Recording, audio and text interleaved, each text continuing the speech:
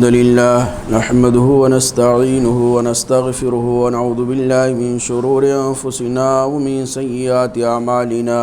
من يهده الله فلا مضل له ومن يضلل فلا هادي له وأشهد أن لا إله إلا الله وحده لا شريك له وأشهد أن محمدا عبده ورسوله أما بعد فإن خير الحديث كتاب الله وخير الهدي هدي محمد صلى الله عليه وسلم وشر الأمور محدثاتها وكل محدثة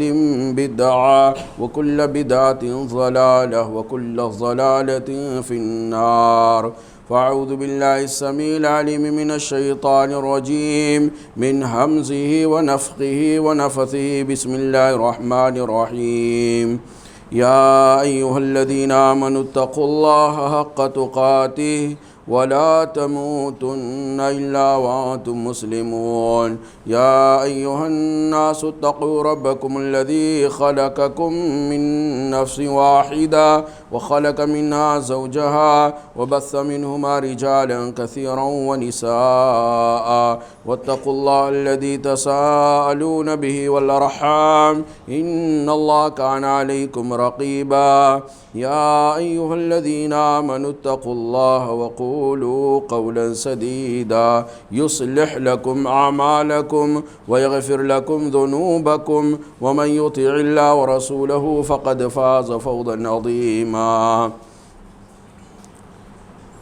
اللهم صل على محمد وعلى آل محمد كما صليت على إبراهيم وعلى آل إبراهيم إنك حميد مجيد. اللهم بارك على محمد وعلى آل محمد كما باركت على إبراهيم وعلى آل إبراهيم إنك حميد مجيد. اللهم انفعني بما علمتني وعلمني ما ينفعني وزدني علما. محترم برادران اسلام، بزرگوں، نوجوان ساتھیوں اور عزیز بچوں، گزشتہ خطبہ جمعہ کے اندر صلح حدیبیہ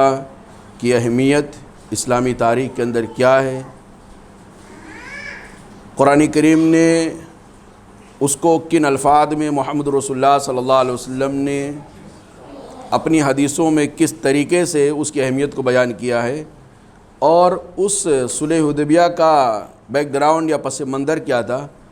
یہ ساری چیزیں گزشتہ خطبہ جمعہ کے اندر ہو چکی ہیں. پیارے نبی جناب محمد رسول اللہ صلی اللہ علیہ وسلم کی زندگی کے اس اہم ترین واقعے سے جو بہت ساری چیزیں پتہ چلتی ہے، ان میں ایک اہم چیز یہ پتہ چلتی ہے کہ محمد رسول اللہ صلی اللہ علیہ وسلم سے زیادہ بڑا سیاسی حکمت عملی کا پیکر، سیاسی بصیرت والا آدمی، مدبرانہ صلاحیت والا آدمی، دور اندیش آدمی محمد رسول اللہ صلی اللہ علیہ وسلم سے جیسا کوئی نہیں ہے. ایک جگہ ذوالحلیفہ پہنچ کر کے نبی صلی اللہ علیہ وسلم مشورہ کیا کہ اب وہاں کے حالات کا جائزہ کیسے لیا جا سکتا ہے، ذرا اپنا اپنا مشورہ دو. تو بہت سارے لوگوں نے مشورہ دیا. نبی صلی اللہ علیہ وسلم نے بسر بن سفیان کو باقاعدہ مشورے سے آپ صلی اللہ علیہ وسلم نے مکہ بھیج دیا تاکہ وہاں جا کے لوگوں کے بیچ میں، مکہ کے باشندوں کے بیچ میں رہ کر کے وہاں کے حالات کا جائزہ لیں. مکہ والوں کو پتہ چلے گا کہ مسلمان آ رہے ہیں،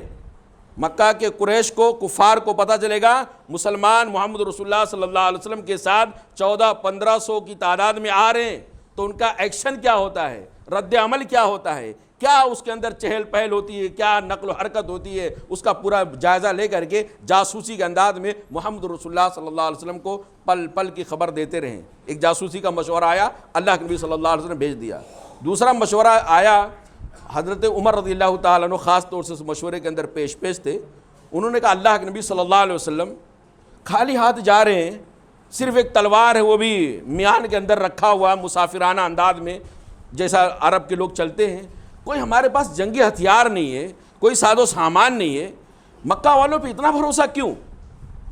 مکہ کے قریش کے کفار کے اوپر اتنا زیادہ بھروسہ کیوں کہ ایسا لگتا ہے آپ کو کہ اللہ کے نبی صلی اللہ علیہ وسلم وہ آرام سے ہم کو دیکھیں گے تو دروازہ مکہ کا کھول دیں گے، آؤ ذرا. ایسا تو نہیں، امید نہیں ہے، کیونکہ آج تک مکہ میں جب تک ہم لوگ تھے ہجرت سے پہلے انہوں نے چین سے ہم کو رہنے نہیں دیا. جب مکہ سے نکل کر کے مدینہ گئے تو مدینہ میں بھی چین کی نیند نہیں سونے دیے، اطمینان اور سکون کی سانس نہیں لینے دیا، لڑائیوں پر لڑائیاں، لڑائیوں پر لڑائیاں، مکہ چھوڑ کر کے اٹیک کر رہے ہیں، پیش قدمی کر رہے ہیں، جنگ کی آگ بھڑکا رہے ہیں۔ تو اللہ کے نبی صلی اللہ علیہ وسلم کیسے آپ امید لگا سکتے ہیں؟ اتنا بھروسہ مکہ والوں پہ کیسے کیا جا سکتا ہے؟ اگر ہم خالی ہاتھ جا رہے ہیں اور سامنے سے وہ لوگ جنگ کرنے پر آمادہ ہو گئے، جنگ چھیڑ دیے، تو ہم تو بہت لاس میں جائیں گے، بہت نقصان میں جائیں گے۔ نبی صلی اللہ علیہ وسلم کا عمر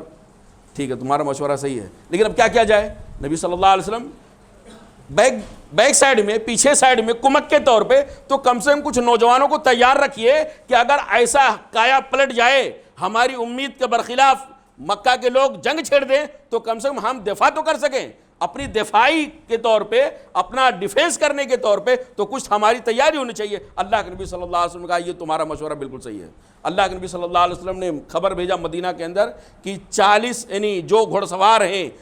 یعنی مجاہدین ہیں، جو جنگ کرنے والے کی صلاحیت رکھتے ہیں، وہ لوگ فوراً گھڑ سواری کے ساتھ پیچھے آ کے ہمارے کمک پہ رہیں، ہمارے اطراف میں گھومتے رہیں، اندر ہمارے پاس نہیں آنا۔ 1400 1500 جو تھے وہ الگ، 40 لوگ اللہ کے نبی صلی اللہ علیہ وسلم کے اس کہنے پر گھوڑ سواروں کی 40 کی فوج لاؤ لشکر کے ساتھ، یعنی اسلحہ وغیرہ کے ساتھ میدان میں گشت کرتی رہے گی کہ جیسے کبھی ضرورت پڑے تو فوراً آنن فانن مسلمانوں کی مدد کی جا سکے۔ یہ اللہ کے نبی صلی اللہ علیہ وسلم کی طرف سے تیاری تھی۔ آپ صلی اللہ علیہ وسلم صلح حدیبیہ یعنی حدیبیہ کے مقام پر پہنچتے ہیں، اللہ کے نبی صلی اللہ علیہ وسلم کو جاسوس کے ذریعے سے پتہ چل گیا۔ آپ صلی اللہ علیہ وسلم حدیبیہ کے مقام پر پہنچتے ہیں تو سب سے پہلے اپنے ایک صحابی خراش بن امیہ رضی اللہ تعالیٰ عنہ کو اہل مکہ کی خدمت میں بھیجتے ہیں کہ خواہ مخواہ وہ میٹنگ پہ میٹنگیں کر رہے ہیں، لڑائی کی پلاننگیں کر رہے ہیں، جنگ کی آگ بھڑکانے کی کوشش کر رہے ہیں، آپ جا کے خراش بن امیہ رضی اللہ تعالیٰ مکہ والوں کو بتا دو کہ ہم لوگ صرف عمرہ کرنے کے لیے آئے ہیں اور ہمارے پاس اس کی بہت ساری نشانیاں ہیں، بہت سارے شواہد ہیں جو بتا رہے ہیں کہ ہم جنگ کرنے کی نیت سے نہیں آئے ہیں۔ وہ بیچارے خراش بن امیہ رضی اللہ تعالیٰ جاتے ہیں، ابھی مکہ کے سرداروں کے پاس پہنچنے بھی نہیں پاتے ہیں کہ آزو بازو کے جو لوگ تھے، جو غصہ ٹائپ کر کے جو نوجوانوں کا طبقہ تھا، اوباشوں کا طبقہ تھا، ان لوگوں نے دیکھا یہ مسلمان آ رہا ہے اور یہ تو مکہ مدینہ کے لوگوں میں سے آ رہا ہے، فوراً ان کے اوپر اٹیک کیا، ان کے جانور کی یعنی اونٹنی جو تھی اس کی کوچیں کاٹ ڈالی اور قریب تھا کہ ان کو شہید کر دیتے حضرت خراش بن امیہ رضی اللہ تعالیٰ کو۔ خراش بن امیہ رضی اللہ تعالیٰ عنہ حالات کو بھانپے اور جان بچا کر کیسا بھی بھاگ کر کے اللہ کے نبی صلی اللہ علیہ وسلم کے پاس آئے، کہا اللہ کے نبی صلی اللہ علیہ وسلم وہاں کے حالات سازگار بالکل نہیں ہے، میں تو جان بچا کر کے آیا ہوں، اللہ تیرا شکر ہے جان بچی ہے۔ اللہ کے نبی صلی اللہ علیہ وسلم کسی پہلوان آدمی کو بھیج دیجئے، وہاں کسی طاقتور آدمی کو وہاں بھیج دیجئے۔ اللہ کے نبی صلی اللہ علیہ وسلم مشورہ کرتے رہے، اتنے میں مکہ والوں کا جو مشورہ تھا، میٹنگیں تھیں، جو بات طے ہو گئی تھی، پکی ہو گئی تھی کہ مسلمانوں کو مکہ میں نہیں آنے دینا ہے، اس چیز کی خبر لے کر کے ان لوگوں نے کئی لوگوں کو بھیجا کہ جا کے حدیبیہ کے مقام پہ بتا دو۔ یہ اصل میں پیش قدمی کرنا، وفد بھیجنا، اس بات کی نشانی کہ ہم لوگ طاقت میں ہیں۔ یہ کسی یعنی ایک ہوتا ہے کہ آپ کسی سے ریکویسٹ کریں کہ بھائی ہم کو آنے دیجئے، دوسرا یہ کہ سامنے والا آ کے بول رہا ہے اندر نہیں آنے کا، ہم لوگ پوری تیاری کر کے رکھیں۔ اس لیے مکہ والوں نے محمد رسول اللہ صلی اللہ علیہ وسلم کی خدمت میں اس بات کو پیش کرنے کے لیے کہ مکہ والے کسی بھی حالت میں مسلمانوں تم کو مکہ میں داخل نہیں ہونے دیں گے، آپ کی خیریت اسی میں ہے کہ آپ یہیں سے الٹے پاؤں واپس چلے جائیے، اور اگر واپس نہیں جائیں گے تو کوئی بھی زندہ بچ کر نہیں جائے گا۔ اس چیز کو بتانے کے لیے، اپنا دھوس جمانے کے لیے مکہ کے لوگوں نے کئی لوگوں کو وفد کی شکل میں بھیجا۔ ان میں سے ایک تھا بدیل بن ورقہ۔ بدیل بن ورقہ یہ اللہ کے نبی صلی اللہ علیہ وسلم کی خدمت میں آیا اور اس سے نے کہا کہ محمد صلی اللہ علیہ وسلم، نان مسلم تھا یہ، محمد صلی اللہ علیہ وسلم آپ مکہ میں نہیں جا سکتے، مکہ کے سرداروں نے، مکہ کے بڑے بڑے لیڈروں نے مجھ کو بھیجا ہے کہ جا کے محمد صلی اللہ علیہ وسلم کو کہہ دو کہ اگر اپنی جان پیاری ہے، اپنی اولاد پیاری ہے، اپنا زندگی پیاری ہے تو ان کو کہہ دو واپس چلے جائیں، مکہ میں کسی بھی قیمت پہ ان کو داخل نہیں ہونے دینا ہے، اور اگر وہ ضد کریں گے تو ہم لڑ جائیں گے، ہم جنگ کی آگ بھڑکا دیں گے، اور جنگ کی آگ ان کو جانتے ہیں کہ ہم کو بھڑکانا کتنا آتا ہے۔ اللہ کے نبی صلی اللہ علیہ وسلم نے کہا ٹھیک ہے ہم نے آپ کی بات سن لیا، لیکن جا کے مکہ والوں کو بتا دو کہ جنگ سے کسی کا بھلا نہیں ہوا ہے، جنگ سے کسی کا کوئی فائدہ اور بھلا نہیں ہوا ہے سوائے نقصان کے۔ ایک آدمی ضد پر آتا ہے، لاکھوں لوگوں کی جانیں چلی جاتی ہیں، کروڑوں کے مال نقصان ہو جاتے ہیں، جانور تباہ ہو جاتے ہیں اور پورا ماحول خراب ہو جاتا ہے۔ جنگ سے کسی کا بھلا نہیں ہوتا ہے۔ آپ جا کے مکہ والوں کو بتا دو کہ محمد صلی اللہ علیہ وسلم صرف عمرہ کرنے کی نیت سے آئے ہیں، اللہ کے گھر کی زیارت کرنے کے لیے آئے ہیں، باقی اور کوئی مقصد نہیں ہے۔ اور ہم عمرہ کریں گے، خالی ہاتھ جائیں گے، عمرہ کریں گے، عمرہ کے جو مناسک ہے وہ ادا کریں گے اور پھر واپس آ جائیں گے۔ کوئی جنگ نہیں، کسی سے چھیڑ چھاڑ نہیں، کسی سے بحث و مباحثہ نہیں، کسی سے کوئی دعوت و تبلیغ کا مرحلہ نہیں۔ اس نے کہا بات تو سچی ہے یار، جنگ سے کسی کا فائدہ نہیں ہوتا، عمرہ کرنے کے لیے آئے ہیں اور حالات بتا رہے ہیں بیچارے، ان کے ہاتھ میں کچھ نہیں، ان کے ہاتھ میں کچھ نہیں، خالی ہاتھ بیچارے آئے تو عمرہ کرنے کے لیے آئے ہیں۔ یہ جا کر کے مکہ کے سرداروں کو کہا کہ بھائی بہتر یہی ہے کہ یہ ہمارے بھی اپنے برادری کے لوگ ہیں، ہمارے قریش اور مکہ کے افراد ہیں، لہذا ان کو عمرہ کرنے کی اجازت دی جائے۔ پورا مکہ بھڑک گیا، مکہ بھڑک، یہ کیا کہہ دیا، ہم لوگ یہاں میٹنگ کر کے بیٹھے ہیں، پلاننگ کر کے بیٹھے ہیں، طے کر کے بیٹھے ہیں، آنے نہیں دیں گے، تو وہاں سے آیا ہے اور تیرے اوپر بھی محمد صلی اللہ علیہ وسلم نے ایسا لگتا ہے جادو کر دیا ہے۔ وہ غصہ ہو گیا، ناراض ہو گیا بدیل بن ورقہ اور ناراض ہو کر بھاگ گیا۔ اس کے بعد پھر قریش نے طے کیا کہ کیا کرنا چاہیے، یہ پہلی پیش قدمی۔ دوسری، انہوں نے سوچا اور کسی کو بھیجا جائے، اور بیچ میں کئی لوگ آئے، سب کو چھوڑتے ہوئے ان میں ایک آیا عروہ بن مسعود الثقفی۔ عروہ بن مسعود الثقفی، اس کا واقعہ بہت مشہور ہے اور بہت ہی اہم ترین ہے۔ وہ اللہ کے نبی صلی اللہ علیہ وسلم کی خدمت میں آیا اور اس نے کہا محمد صلی اللہ علیہ وسلم، مکہ والے بہت جنگجو لوگ ہیں اور بہت اعلیٰ قسم کی تیاریاں کیا ہے، جنگ کی آگ بھڑکانے کے لیے اور جنگ کو جیتنے کے لیے وہ پوری تیاری میں ہیں، ہر اعتبار سے وہ تیار ہیں۔ اور اسی طرح سے وہ یہ باتیں کرتے ہوئے جہاں مکہ والوں کا دھوس، مکہ والوں کا رعب دبدبہ نبی صلی اللہ علیہ وسلم پر اور آپ کے صحابہ پر ڈالنے کی کوشش کر رہا تھا، وہیں پر اپنی طاقت کا مظاہرہ بھی کر رہا تھا۔ بسا اوقات اللہ کے نبی صلی اللہ علیہ وسلم سے بدتمیزی کے ساتھ بات بھی کرتا تھا، گستاخیاں بھی کرتا تھا، سختیاں بھی کرتا تھا۔ صحابہ کرام روکتے رہے، کبھی داڑھی کا بال پکڑ لیا، دوسرے صحابی نے کھینچا اور اس کے بعد پھر اس نے داڑھی کا بال پکڑ کھینچنے لگا۔ کئی بار ایسا گستاخی اس نے کیا صحابہ کرام کے ساتھ، اللہ کے نبی صلی اللہ علیہ وسلم کے ساتھ، لیکن اللہ کے نبی صلی اللہ علیہ وسلم ایک بار بھی اف نہیں کہا، اس کو ایک بار بھی ڈانٹا نہیں، بلکہ صحابہ کرام کو کہا رہنے دو، چھوڑ دو، داڑھی وڑی پکڑنے سے کیا ہوگا، معاملات کہاں کس نازک پہ کہاں پہ کیا قدم اٹھانا چاہیے، مصلحت کیا ہے، تقاضا کس بات کا کرتا ہے، یہ ہمیں اچھے سے معلوم ہے، چھوڑ دو۔ بہرحال محمد صلی اللہ علیہ وسلم نے کہا کہ دیکھو ہم لوگ صرف عمرہ کرنے کے لیے آئے ہیں، آپ جا کے مکہ والوں کو بول دو ہم عمرہ کر کے ہی جائیں گے۔ اس نے بہت سارا منظر دیکھا اور نبی صلی اللہ علیہ وسلم سے جو محبت، عقیدت، الفت، لگاؤ، جانثاری، فداکاری اس نے جو دیکھا تھا وہ اس سے بہت متاثر ہوا، دل ٹھنڈا ہو گیا۔ اور اس کے بعد مکہ والوں کے پاس جا کے مکہ کے سرداروں سے کہتا ہے کہ یارو میرا تو دل یہ چاہتا ہے کہ تم لوگ راستہ چھوڑ دو، مسلمانوں کو آنے دو، یہ بیچارے خالی ہاتھ آئے ہیں، عمرہ کر کے چلے جائیں گے، بہتر یہی ہے کہ ان کو عمرہ کرنے کے لیے راستہ چھوڑ دیجئے۔ کیوں؟ اس لیے کہ میں وہاں سے واپس آیا ہوں، میں نے محمد رسول اللہ صلی اللہ علیہ وسلم سے ان کے ساتھیوں کا جو لگاؤ ہے، جو محبت ہے، جو سچی عقیدت ہے، جو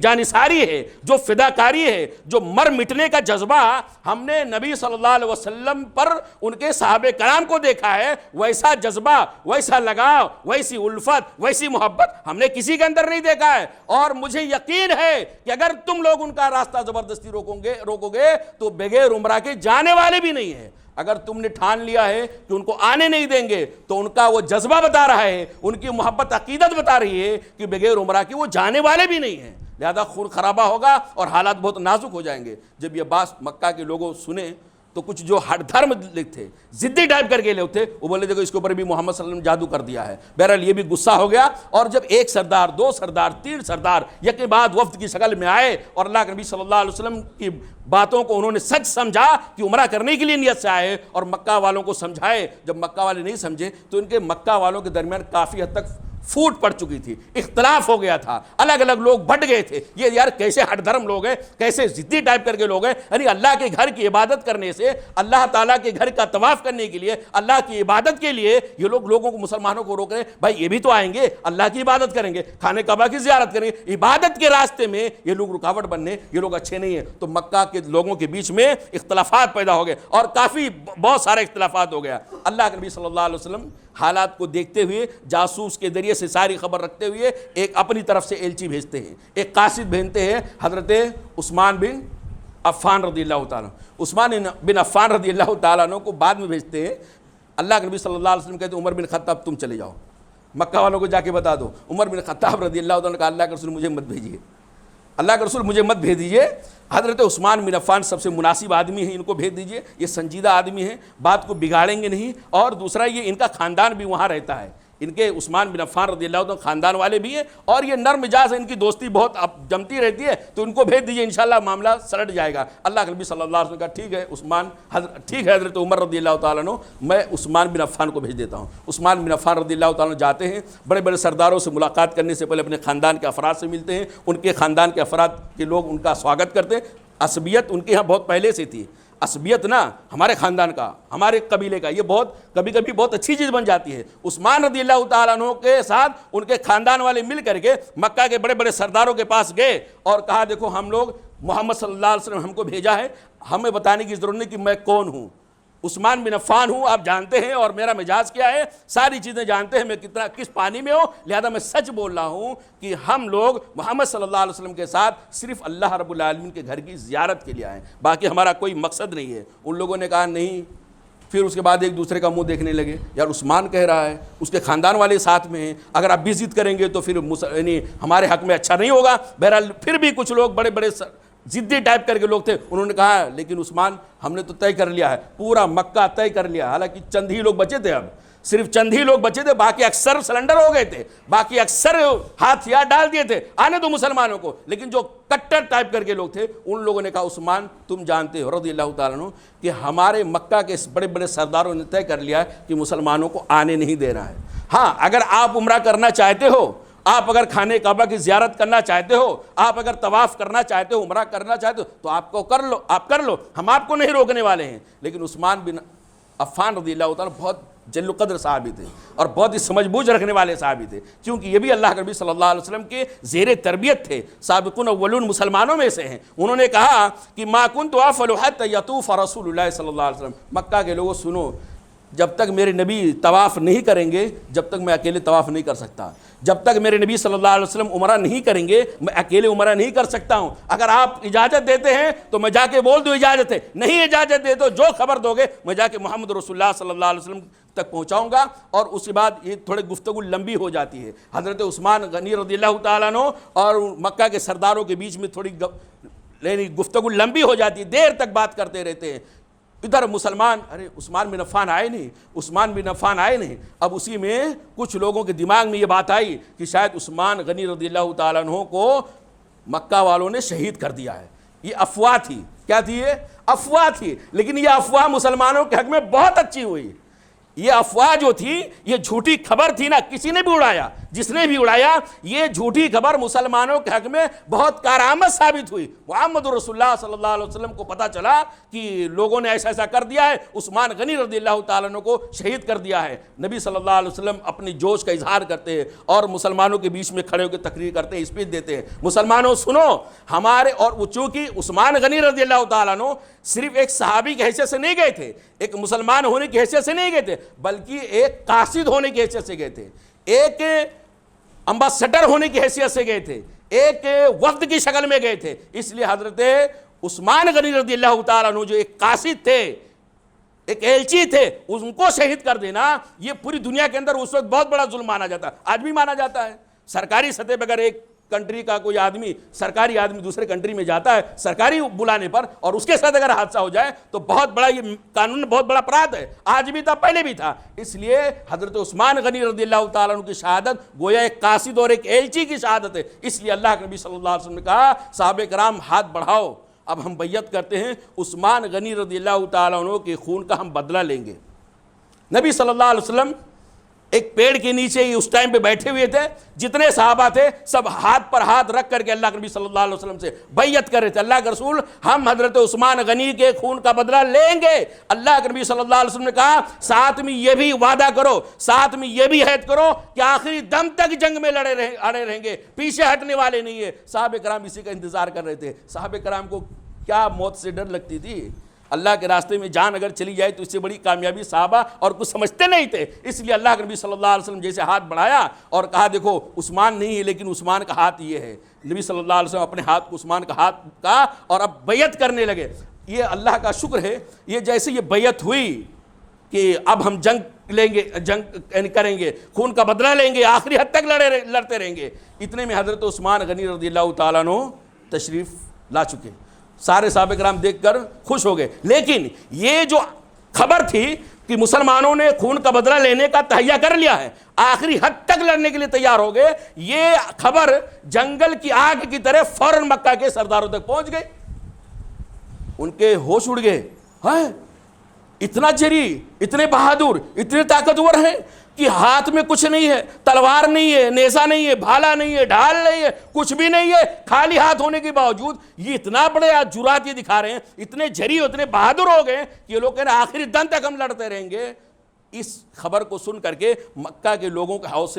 حوصلے پست ہو گئے, ان کے ہوش اڑ گئے. اب انہوں نے عافیت اسی میں سمجھا کہ ہمارے آپس میں اختلافات پہلے ہو چکے ہیں, ہمارے آپس کے بڑے بڑے سردار پہلے سے ناراض ہو چکے ہیں, اور پلس مسلمانوں کی اتنی ہمت اور بہادری, اور عروہ بن مسعود الثقفی نے جو تاثر دیا تھا کہ مسلمان محمد رسول اللہ صلی اللہ علیہ وسلم سے ٹوٹ کر کے محبت کرتے ہیں, بے پناہ محبت کرتے ہیں, بے پناہ عقیدت کا جذبہ ان کے سینوں کے اندر ہے اور سچی محبت ہے. یہ سارا کا سارے پس منظر دیکھ کر کے مکہ کے لوگوں نے طے کیا کہ بھائی اب صلح ہی کی جائے, آنے نہ دیا جائے, ہتھیار ڈال دیا جائے, لڑائی نہیں کریں گے, جنگ نہیں کریں گے ورنہ انجام اچھا نہیں ہوگا, لیکن اب صلح کر لیا جائے, کچھ تو لاج رکھی جائے. ہسیانی بلی کھمبا نوچے والی مسل, کچھ تو لاج رکھا جائے, کسی بھی طرح سے صلح کر لیا جائے, کوئی سمجھوتا کر لیا جائے, کسی پر بات جم جائے اور معاملہ سلجھ جائے, اس سال نہ آیا جائے. چلو بڑے بڑے سردار لوگ مل کر کے کچھ تو ایک رائے قائم کرنا چاہیے, اس سال مسلمانوں کو مکہ نہ آنے دیا جائے. اس کے لیے ہمیں جتنا بھی ڈاؤن ہونا پڑے, جتنا بھی پست ہونا پڑے, جتنا بھی گراوٹ کا شکار ہونا پڑے, ہم اس کے لیے تیار ہیں, لیکن مکہ والوں کو یعنی مسلمانوں کو مکہ میں نہیں آنے دینے کا. اب جنگ والا معاملہ نہیں ہے, اب صلح صفائی والا معاملہ ہے, اب کیا ہے سمجھوتے والا معاملہ ہے, اب مصالحت والا معاملہ ہے. اور اس کی وجہ میں نے بتایا تھا کہ مکہ کے لوگ اتنا ضد پہ کیوں اڑے تھے کہ مکہ میں آنے نہیں دینا. اس لیے کہ مکہ میں اگر مسلمان داخل ہو گئے, محمد رسول اللہ صلی اللہ علیہ وسلم داخل ہو گئے, تو مکہ والے پوری دنیا کے اندر ذلیل ہو جائیں گے. وہ سمجھ رہے تھے کہ مکہ میں مسلمانوں کا آنا مکہ کے کافروں کا اور بڑے بڑے سرداروں کو ناک کٹ جانا ہے. لوگ بولیں گے رے 5-6 جنگیں تو جا کے مدینہ کے اندر لڑ کے آئے اور مسلمانوں کو آرام سے مکہ کے اندر داخل ہونے دیا, یہ لاج رکھنے کے لیے, یہ آر نہ برداشت کرنا پڑے, پوری دنیا تانا نہ دے, اس کے لیے مکہ سے مسلمانوں کو روکنا چاہتے تھے. بہرحال انہوں نے اخیر میں سہیل بن عمرو کو ایک ایلچی 3 لوگوں کا ایک وفد بھیجا. نبی صلی اللہ علیہ وسلم خدمت میں آیا اور اللہ کے نبی صلی اللہ علیہ وسلم خدمت میں آ کر کے اس نے اللہ کے نبی صلی اللہ علیہ وسلم سے بہت لمبی گفتگو کیا, مناقشہ کیا, کسی بھی طرح سے ہٹ جائیں, کوئی شرط نہ ہو, کوئی معاہدہ نہ ہو. لیکن اللہ کے نبی صلی اللہ علیہ وسلم بھی اس کے لیے تیار نہیں تھے. آپ صلی اللہ علیہ وسلم ہر حالت میں مکہ جانے کا تہیہ کر لیے تھے, کیونکہ اللہ کے نبی صلی اللہ علیہ وسلم نے خواب دیکھ لیا تھا, اور خواب دیکھنا اس بات کی دلیل تھی کہ اللہ کے نبی صلی اللہ علیہ وسلم ضرور مکہ جائیں گے. لیکن بہرحال معاملہ کسی کروٹ جم نہیں رہا تھا. آخر میں سہیل بن عمرو اور اس کے ساتھ میں جو اور 2 کافر تھے, ان لوگوں نے کہا محمد صلی اللہ علیہ وسلم چلو ہم لوگ کسی بات پر معاہدہ کر لیتے ہیں, کچھ شرطیں ہم آپ کی مان لیتے ہیں, کچھ آپ ہماری مان لیجئے, ایک معاہدہ کر لیتے اور معاہدے کی شکل دے کر کے ہم اس پر آگے کی کارروائی انجام دیں گے. معاہدہ کن کن باتوں پر ہوا تھا, صلح حدیبیہ کے دفعات کیا ہیں, کون کون سے پوائنٹ ہیں. مفسری یعنی سیرت لکھنے والوں نے, بلکہ حدیث کی صراحت کرنے والوں نے, حدیث کی شرح کرنے والے علماء اور سیرت نگالنے والے مورخین نے باقاعدہ ان دفعات کو لکھا ہے, چاہے وہ ابن قیم رحمہ اللہ علیہ ہوں, یا اسی طرح رحیق المختوم کے صفی الرحمن مبارک پوری رحمہ اللہ علیہ ہوں, یا دیگر سارے کے سارے لوگوں نے وہ دفعات لکھا ہے. بڑی تحقیق کے بعد جو مجھے ملا ہے تقریباً 10 دفعات تھے, 10 پوائنٹ, 10 باتیں تھیں 1 2 3 4 5 کر کے, جس پر اللہ کے نبی صلی اللہ علیہ وسلم ایگری ہو گئے تھے اور مکہ کے لوگ بھی ایگری ہو گئے تھے. چونکہ مکہ کے سردار یعنی سہیل بن عمرو کو مکہ کے سرداروں نے بھیجا تھا اور یہ طے کیا تھا کہ جو تم طے کر کے آ جاؤ گے ہم اس کو مان لیں گے. تو یعنی سہیل بن عمرو نے اللہ کے نبی صلی اللہ علیہ وسلم مصالحت کیا. پہلا دفعہ یہ تھا, بہت اہم اور بنیادی دفعات ہے. بسم اللہ نمبر 1, اے اللہ تیرے نام سے ہم یہ دفعات کر رہے ہیں. اس پر اختلاف تھا رحمان کیا ہے، وہ اس میں اختلافات میں نہیں جانا ہے۔ اللہ کے رسول نے پہلے رحمان کا تذکرہ کیا، بولیے رحمان کیا ہے، رحمان ہم نہیں جانتے، ہم اللہ جانتے ہیں۔ تو اللہ کے نبی صلی اللہ علیہ وسلم نے کہا لکھ دو بسم اللہ، یعنی بسم اللہم، اے اللہ تیرے نام سے یہ دفعہ شروع ہو رہا۔ نمبر 2، ھذا ما صال علیہ محمد صلی اللہ علیہ وسلم و سہیل بن عمرو، یہ معاہدہ لکھا جا رہا ہے، یہ سہیل بن عمرو اور محمد رسول اللہ صلی اللہ علیہ وسلم کی طرف سے لکھا جا رہا ہے۔ دونوں ان معاہدے کے نقاط اور پوائنٹ پر راضی برضا ہیں، کسی کا کوئی اختلاف نہیں ہے۔ یہ معاہدہ لکھا جا رہا ہے محمد بن عبداللہ اور سہیل بن عمرو کے درمیان۔ تیسرا، یہ دونوں اس بات پر متفق ہو گئے ہیں، محمد صلی اللہ علیہ وسلم اور سہیل بن عمرو، یہ دونوں اس بات پر متفق ہو گئے ہیں کہ 10 سال تک اب جنگ بند رہے گی، آپس میں جنگ نہیں کریں گے۔ وَاسْتَلَحَا عَلَى وَضْعِ الْحَرْبِ عَنِ النَّاسِ 10 سنین، 10 سال تک لوگوں کے بیچ میں اب جنگ نام کی کوئی چیز نہیں رہے گی۔ غزوہ بدر ہوا، احد ہوا، احزاب ہوا اور دیگر بہت ساری لڑائیاں ہوئیں۔ اب مکہ والے یعنی مسلمانوں پر اور مسلمان مکہ والوں پر کوئی بھی حملہ نہیں کریں گے، اب جنگ بند رہے گا۔ 10 سال تک کے لیے معاہدہ ہو رہا ہے۔ یامن فیہ الناس، اس کے اندر سارے کے سارے مکہ والے، سارے کے سارے مدینہ والے اور بیچ کے اطراف والے، سارے کے سارے لوگ یہ امن میں رہیں گے اور ایک دوسرے سے اپنے ہاتھ کو روک کے رکھیں گے، کسی کے اوپر کوئی حملہ نہیں کریں گے۔ چوتھا پوائنٹ یہ تھا، محمد رسول اللہ صلی اللہ علیہ وسلم کے ساتھیوں میں سے اگر کوئی آدمی حج کرنے کی نیت سے، عمرہ کرنے کی نیت سے یا تجارت کی نیت سے مکہ آتا ہے، محمد صلی اللہ علیہ وسلم کے ساتھیوں میں سے کوئی بھی مسلمان مدینہ کا رہنے والا اگر مکہ آتا ہے حج کرنے کے لیے، اب بولیں گے حج تو اس ٹائم فرض نہیں تھا، زمانے جاہلیت پہ جو اسے حج ہوتا تھا، اگر حج کی نیت سے آتا ہے، عمرہ کرنے کی نیت سے آتا ہے یا اسی طرح یعنی تجارت کی نیت سے آتا ہے، تو مکہ کے اندر اس کا خون اور اس کا مال محفوظ رہے گا۔ مکہ والوں کی ذمہ داری ہے مدینہ سے آنے والے مسلمان کی حفاظت کرے۔ اسی طرح سے اگر کوئی آدمی مکہ کا مدینہ جاتا ہے یا مدینہ سے گزر کر کے مصر جاتا ہے یا شام جاتا ہے تجارت کرنے کی غرض سے، تو مسلمانوں کی ذمہ داری ہے، مدینہ والوں کی ذمہ داری ہے کہ ایسے مکہ کے آدمی کی جان اور مال، اس طرح خون کی حفاظت کرنا، یہ لازمی نتیجہ ہوگا۔ اسی طرح میرے بھائیوں، 5واں پوائنٹ یہ تھا کہ جو آدمی محمد صلی اللہ علیہ وسلم کے پاس مکہ سے دین اپنا چینج کر کے اپنے مالک کی اجازت، اپنے سرپرست کی اجازت کے بغیر، غلام ہے تو مالک کا، بیٹا ہے تو باپ کا، اسی طرح پوتا ہے تو اپنے دادا کا، جس کی ماتحتی میں مکہ کا کوئی آدمی ہے، اگر قریش کا کوئی آدمی محمد صلی اللہ علیہ وسلم کے پاس چلا جاتا ہے بغیر اپنی ولی کی اجازت کے، ردہ علیہم، تو محمد صلی اللہ علیہ وسلم کی ذمہ داری ہے کہ اس مکہ کے فرد کو واپس مکہ بھیج دے۔ یہ بڑی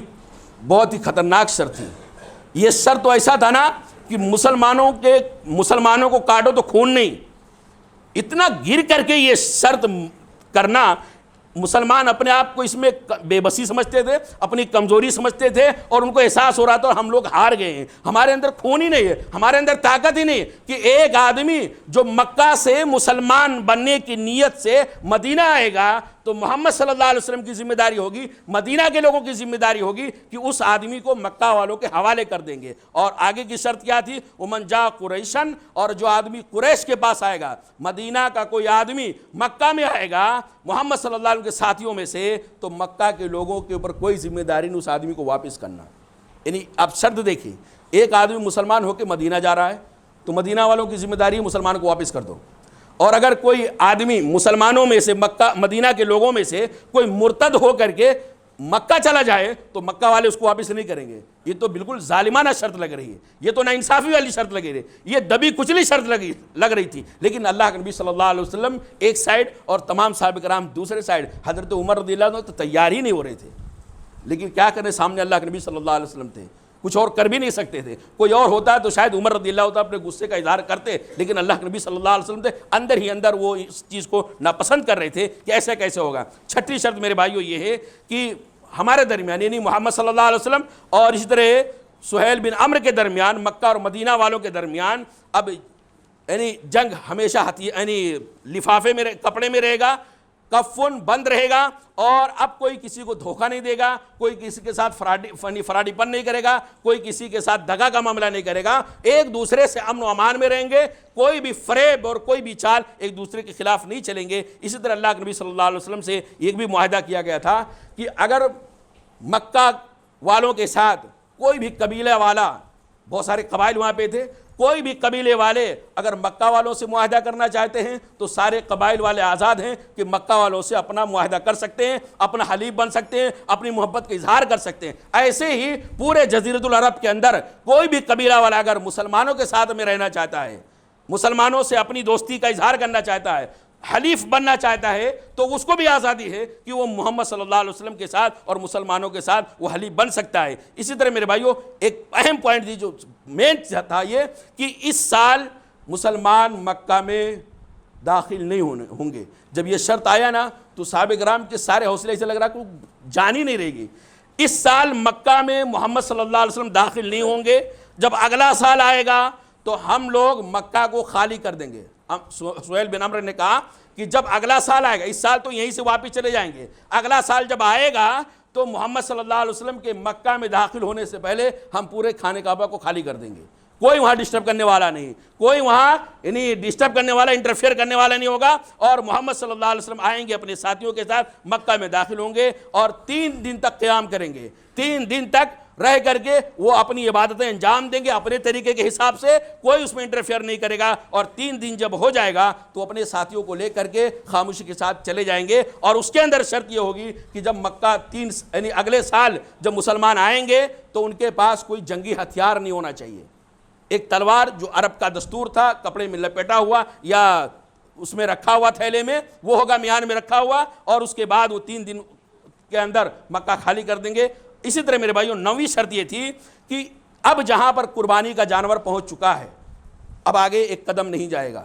یہیں پہ اس قربانی کے جو مناسک ہوتے ہیں یا عمرہ کے جو مناسک ہوتے ہیں سارے مناسک کو یہیں ادا کیا جائے گا۔ اور آخری نقطہ یہ تھا، آخری پوائنٹ یہ تھا کہ یہ جو معاہدہ لکھا جا رہا ہے، اس معاہدے پر مسلمانوں میں سے بہت سارے لوگ اور اس طرح مشرکین میں سے کئی لوگ اس بات پر گواہ ہیں کہ ان کی موجودگی میں یہ معاہدہ لکھا گیا ہے۔ باقاعدہ وہاں مشرکین، 3 مشرکین کا نام بھی ہے جو تینوں آئے تھے، ان کا نام بھی لکھا ہوا۔ صحابہ کرام میں سے حضرت ابوبکر صدیق رضی اللہ تعالیٰ عنہ، حضرت عمر رضی اللہ تعالیٰ عنہ، حضرت سعد بن ابی وقاص رضی اللہ تعالیٰ عنہ، عبد الرحمن بن عوف رضی اللہ تعالیٰ عنہ، دیگر صحابہ کرام کا نام لکھا ہوا کہ یہ سارے کے سارے لوگ اس معاہدے کے لکھے جانے کے ٹائم پہ بطور گواہ کے وہاں موجود تھے میرے بھائیوں۔ تو یہ 10 نکات تھے، 10 نکات پہ انشاءاللہ جو نبی صلی اللہ علیہ وسلم نے ڈیسیژن لیا، بظاہر مسلمانوں کے حق میں اچھا نہیں لگ رہا تھا، لیکن اس کے باوجود اللہ کے نبی صلی اللہ علیہ وسلم جو ڈیسیژن لیا، اور اس ڈیسیژن سے مسلمانوں کا جو حوصلہ پست ہوا، اس حوصلے کی پستگی کو اللہ تعالیٰ کیسے بلندی میں چینج کیا، اور مسلمان تھوڑی ہی دیر میں اللہ تعالیٰ نے ان کے دلوں کا ایسا کایا پلٹ دیا کہ سارے کے سارے لوگ خوشی برضا وہاں سے صلح حدیبیہ سے واپس مکہ مدینہ کی طرف آ جاتے ہیں، اور سارے کے سارے لوگ خوش ہو جاتے ہیں۔ اور اس کے بعد صلح حدیبیہ کے ان 10 دفعات کے جو اثرات اور برکات اور نتائج اور جو فوائد مسلم معاشرے کو ملا، وہ انشاءاللہ آئندہ کی خطبہ جمعہ کے اندر عرض کرنے کی کوشش کریں گے۔ رب العالمین سے دعا کہ اللہ تعالی ہم تمام بھائیوں کو نبی کریم صلی اللہ علیہ وسلم کی سیرت کا ایک اہم ترین حصہ، نبی کریم صلی اللہ علیہ وسلم کی زندگی کا ایک اہم ترین واقعہ جس کا نام صلح حدیبیہ ہے، جس کا نام قرآن نے فتح مبین کہا ہے، کھلی ہوئی جیت جس کو قرآن نے کہا ہے، اور جس کی اہمیت قرآن کے اندر، جس کی اہمیت حدیثوں کے اندر، جس کی اہمیت تاریخ کی کتابوں، تفسیر کی کتابوں، حدیث کی کتابوں کے اندر منقول ہے۔ اللہ تعالیٰ تمام مسلمانوں کو، خاص طور سے ہمارے اپنے جو ذمہ داران لوگ ہیں، جو سیاسی بصیرت رکھتے ہیں، جو امیر ہیں، جو صدر ہیں، جو اور بڑے پوسٹ پر ہیں، اللہ تعالیٰ مسلمانوں کی نمائندگی کر رہے ہیں، اللہ تعالیٰ ان تمام کے تمام لوگوں کو صلح حدیبیہ کے دفعات اور اس کے بعد جو نتائج ہے اس کو پڑھنے کی، بار بار اس پر غور و فکر کرنے کی اللہ تعالیٰ توفیق عطا فرمائے، اور وہ ان واقعات سے جو دور اندیشی جھلک کر کے آتی ہے، جو سیاسی بصیرت نکل کر کے آتی ہے، اللہ تعالیٰ ہمارے سارے سیاسی رہنماؤں کو رب العالمین، ہمارے سارے عمرا کو اللہ تعالیٰ، ہمارے تمام ذمہ داروں کو اللہ تعالیٰ بابصیرت بنائے، سمجھدار بنائے، دور اندیش بنائے، اور مسلمانوں کے تئیں بڑے بڑے کارنامے انجام دینے کی توفیق عطا فرمائے۔ آمین۔ اقول قولی ھذا استغفر اللہ لی ولکم ولسائر المسلمین فاستغفروہ انہ هو الغفور الرحیم۔ أرسلناك إلا رحمة للعالمين